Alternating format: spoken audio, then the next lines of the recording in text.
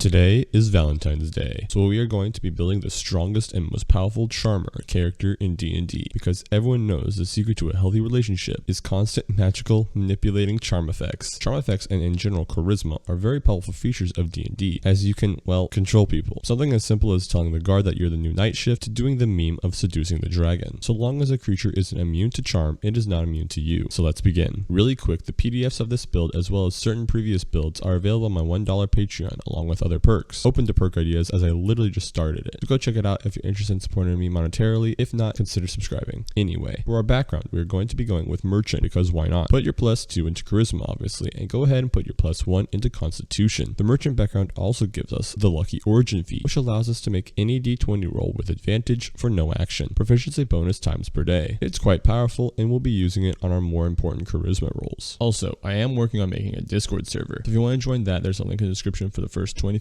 people to join as I'm still testing it. For our starting class, we are going Bard. There's literally no surprise that Bards are very powerful, especially at anything charisma. So go ahead and take 3 levels into Bard to gain access to the subclass, for which we will be going the ultimate charmer class, the Glamour. That's right, not Eloquence, where Eloquence would give us a very powerful feature of any roll of persuasion or deception that is a 9 or lower is treated as a 10. I think the Glamour Bard's features are more akin to what I am trying to create. You can argue in the comments if you want. And what are those features of Glamour Bards? Well, we get Charm Person and Mirror Image always prepared. Yay. But also whenever we cast any illusion or enchantment spell, we can attempt to charm any creature within 60 feet of us that we can see with no action. We can only do this once per rest. However, we can also just use our Bardic Inspiration dice, as to recharge this feature takes no action as well. This is a lesser version of Charm Person in one way, where the creature gets a saving throw at the end of each of its turns, but it is a creature, whereas Charm Person is a humanoid. We basically get a slightly lesser version of Charm Monster, a 4th level spell, here at level 3. This feature is pretty great. Not only can we potentially charm any creature already, but we can also potentially charm 3 people in one turn if we upcast Charm Person at this level. We also get Mantle of Inspiration, but that just dishes out temp HP. It doesn't let us convince an entire kingdom that we are the rightful ruler. So what does? Well, Bards do get expertise at level 2, meaning we get to add double our proficiency bonus onto a skill check roll. So we'll be taking Persuasion and Deception here, of course. And this is where our race comes in. We are going with a fairly unconventional race, the Auto Gnome. See, the Auto Gnome has a feature that is just very useful in general. Built for success. This feature allows us to add a 1d4 to any attack, saving throw, or what we'll be using it for, ability check. Now importantly, an ability check does encompass skill checks as well, so for us we shall mainly be using it for our persuasion and deception checks, as well as our lucky points, both of which operate off our proficiency bonus. So now, we not only have a +7 to our persuasion and deception rolls thanks to expertise, but we can also have advantage as well as an extra 1d4. And that 1d4 isn't a spell, so if someone wanted to cast guidance on us, it would stack. And all of those require no action, so we can just decide to do them, with no setup round, no build up, just what we can do. This brings our average persuasion roll to a 23.3. Yes, average above 20. And we could potentially charm 2 humanoids and 1 creature in a turn as well. Next, we'll be multi-classing. For a fair amount of levels into Rogue, we are going to go a full 7 levels into Thief Rogue. Make sure to take proficiency in Arcana at some point as we are going Thief. Thief Rogues at level 3 have the Fast Hands feature, which allows us to use the magic action to cast a scroll as a bonus action. Basically kind of a quicken spell. And we do need to be proficient in Arcana to scribe scrolls. 7 levels of Rogue gets us quite a lot of versatility features. It allows us to be better at weapons, we get more proficiencies, and weapon masteries. It helps us with our durability, being one of 2 classes that get evasion, that states when we succeed on a dexterity saving throw, we take no damage instead of half damage. We also gain more expertise to be a really good skill monkey, and we also get reliable talent, where any d20 roll for a skill or tool we are proficient in treats a 9 or lower as a 10, basically gaining the Eloquence Bards feature I mentioned in the very beginning to our Glamour Bard. Using your Rogue's 4th level ASI, upping your Charisma by 2, this means the average roll for our Persuasion or Deception rolls is now a 29. Our average now is almost a 30. Again, the PDF version for this build for multiple levels is available on my $1 Patreon. The maximum we could roll at this level would be a 36, which isn't much different than our average, and that is because we've been focusing on making our average higher, which 30 is a quote nearly impossible check in terms of DC checks, and we're over that with our max and almost over that with our average. Oh, and our minimum is 23. Kinda hard to see how good this roll is, as typically there are no rules stating, oh yeah, this creature will fold if your skill check is high enough. It's not a stealth versus passive perception type thing. But if it was somehow, even an ancient red dragon only has a +8 in charisma saves, so if for some reason your DM ruled like this, the dragon could never roll high enough. Also, thanks to the Fast Hands casting a scroll, we could potentially charm 3 or 4 humanoids depending on if you can create an upcasted spell scroll, as well as 1 creature in a turn. So if we did want to charm said dragon, it would have to roll a 6 or lower, meaning a 30% chance of our charm working. But we do have lucky lucky, meaning we could impose disadvantage,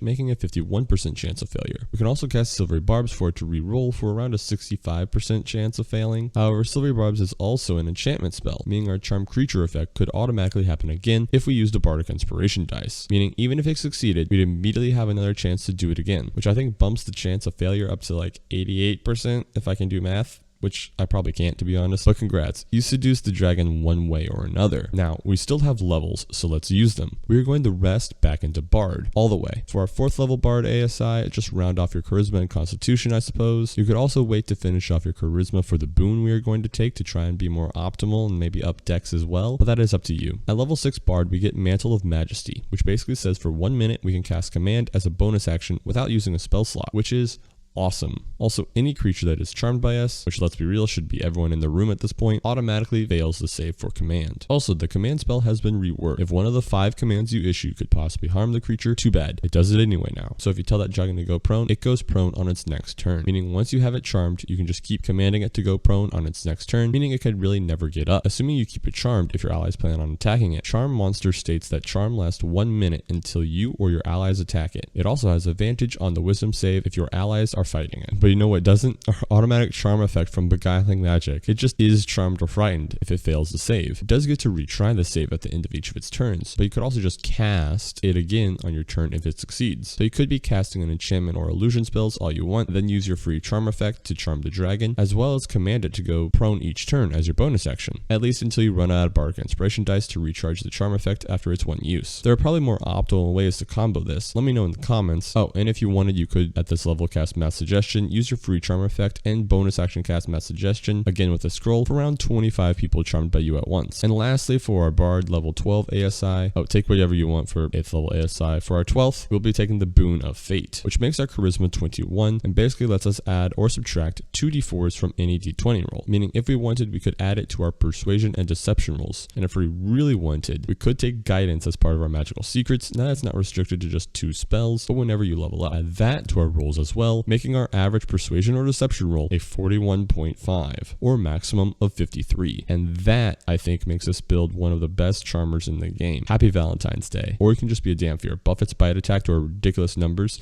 and then add that to your next skill roll, Persuasion, and get like a plus 700 roll, you know, or you could just do that. Today we are figuring out what is the maximum amount of damage one player could do in 1 round of D&D. We'll be using all the stuff. Magic items, spells, friends, everything. I've done this twice before, the highest being like 3.4 million damage in 1 round. If you think that is high, you haven't seen anything yet. Write down now what you think the number will be and then proceed to throw it away and burn it, as it is actually